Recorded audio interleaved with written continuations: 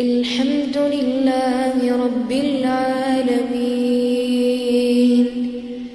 الرحمن الرحيم مالك يوم الدين إياك نعبد وإياك نستعين اهدنا الصراط المستقيم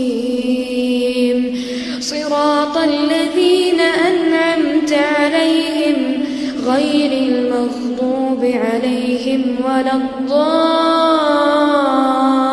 الضالين آمين.